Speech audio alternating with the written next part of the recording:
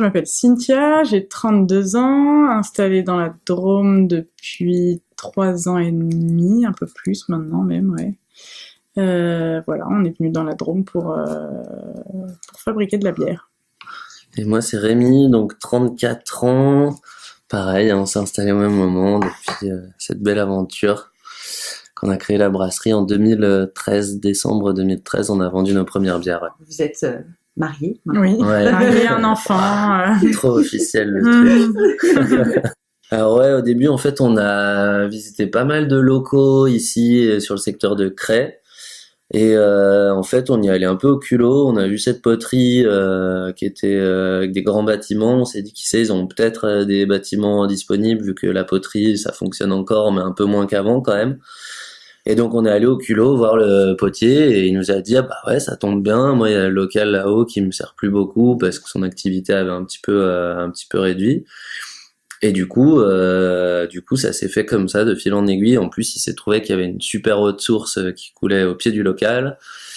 Donc on a visité les locaux, on a fait analyser l'eau, on a vu qu'elle était vraiment intéressante. Donc le tout cumulé, on s'est dit allez ça peut être un super lieu. Donc c'est comme ça qu'on s'est retrouvés ici. Hein. Et puis ouais, par contre le local, il y avait quand même beaucoup de travaux à faire. Donc là, on a fait appel à pas mal de potes. On a fait des chantiers participatifs pour nous aider à déblayer un peu le tout et le transformer en brasserie. Ouais. Voilà. Donc après pas mal de travaux, puis l'installation de toutes les cuves, toute la salle de brassage, etc. On a fabriqué notre première bière. La blonde spéciale, c'était qui est sortie en décembre, donc bière de Noël, quoi. Décembre de 2013. 2013, ouais. Et voilà, et depuis, bah, on est super contents. Ouais, carrément. Ça marche super bien. Puis au début même, on a pu brasser avec un copain. Notre premier brassin, en fait, on l'a fait sur une autre brasserie, la Pleine Lune, dans le Nord-Drôme, qui nous a rendu un super service qu'on n'était encore pas prêt à brasser sur notre matériel.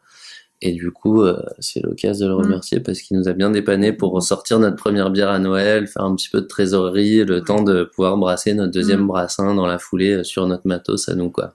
Alors, pour la petite histoire, donc nous on est partis en voyage en roulotte avec des chevaux attelés, donc de Lyon jusqu'en Andalousie. On est passé par là et quand on est passé par là, on s'est dit c'est là qu'on veut s'installer. Voilà, en gros c'est sur ça. Les 2000 kilomètres qu'on a fait, on savait où on voulait revenir un peu en fait parce que ouais, on a eu le coup de cœur. Il y a vraiment une belle ambiance, une belle dynamique dans le coin là. Ouais, c'est génial, ouais. Et ça s'est confirmé en s'installant là. On a été vraiment super agréablement surpris de l'accueil. Je suis née à Perpignan, jusqu'à mes 18 ans, j'étais là-bas, puis après j'ai fait mes études dans pas mal de lieux pour finir travailler, faire la fin de mes études à Lyon et travailler un peu là-bas. Et voilà. Et moi de Haute-Savoie, de Cuvas, c'est une petite commune de 700-800 habitants à côté d'Annecy.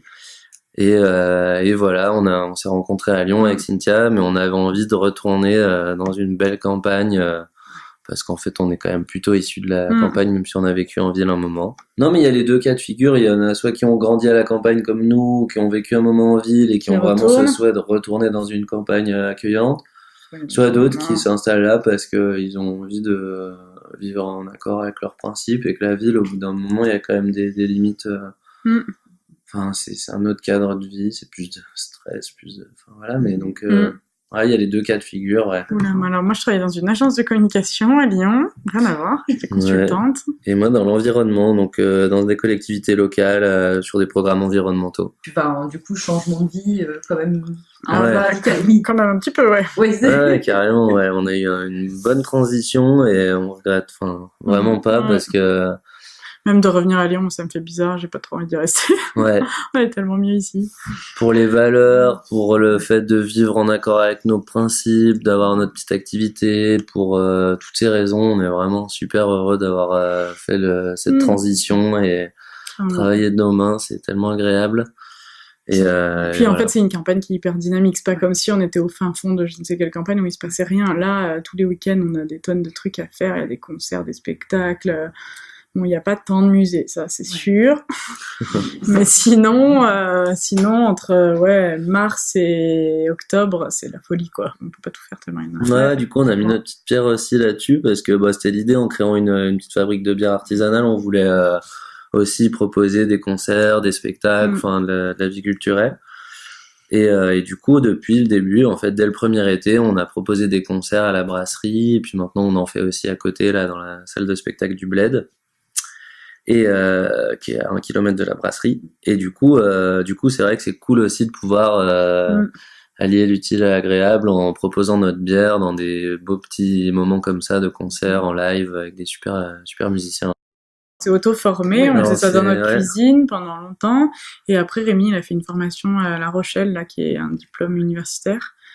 Et puis après, on s'est formé aussi avec d'autres brasseurs pro. On est allé brasser avec Benoît de la Pleine Lune. On est allé brasser avec une brasserie en Haute-Savoie.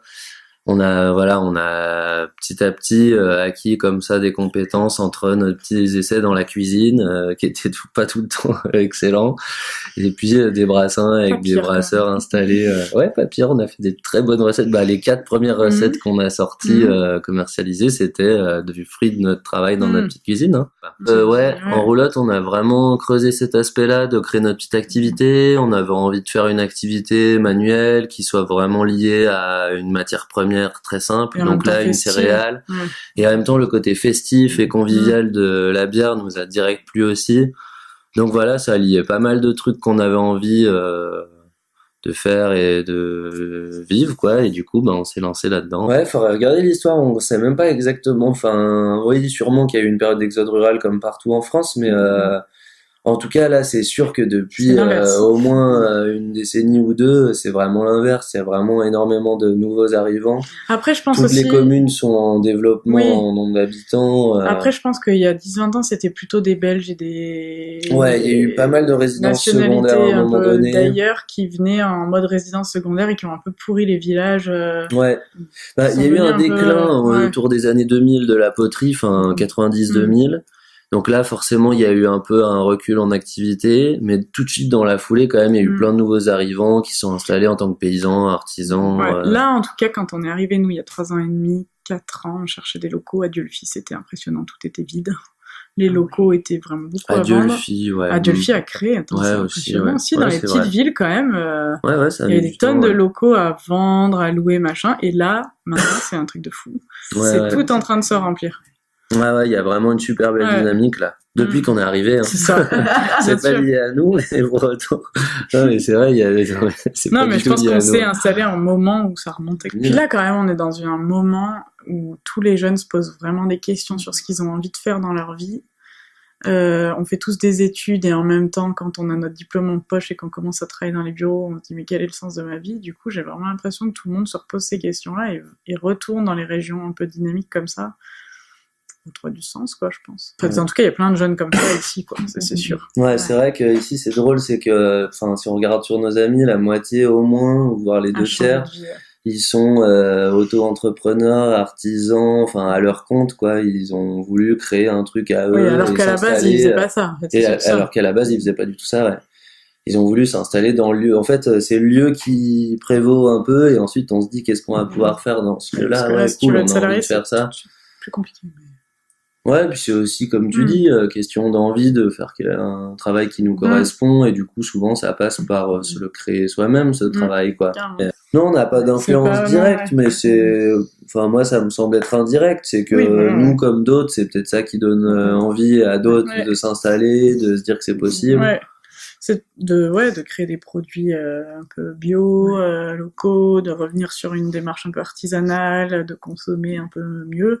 Je pense que nous on fait dans la bière, mais ça peut être dans plein de produits, et ça incite après à reproduire un peu le truc sur d'autres produits. Ça, c'est vrai que nous, c'était un truc qui nous tenait bien à cœur, direct, de faire du bio local, sans être hors de prix, et honnêtement, nos bières, elles sont vraiment à des prix super accessibles, comme une bière artisanale normale qui serait pas en bio. C'est sûr que des bières artisanales est plus élevé que le prix des bières industrielles, mais c'est logique. Mais ça, c'est uniquement lié au coût de production, mais en tout cas, on n'a pas fait un sur-coût du fait qu'on est en bio, et ça nous tenait vraiment à cœur, parce que, en effet, ici, on trouve des super produits bio dans tous les domaines, quoi. Au magasin de producteurs, là, il y a des légumes et des fruits et des super bons produits quasiment au même prix que le conventionnel. Et donc, tout le monde a bien cette optique-là de rendre le bio accessible. On va rester là quelques années encore. L'idée, là, on a atteint un bel équilibre en termes de volume, là, on a un salarié à plein temps et puis un saisonnier l'été. Donc, nous, on veut pas trop grossir. L'idée, c'est de rester vraiment à taille humaine. garder ce lien direct avec nos clients, avec notre manière de produire en ayant les mains dans le brassin, dans les céréales. Enfin, et du coup, voilà, on voit l'avenir assez relativement identique à ce qu'on vit actuellement.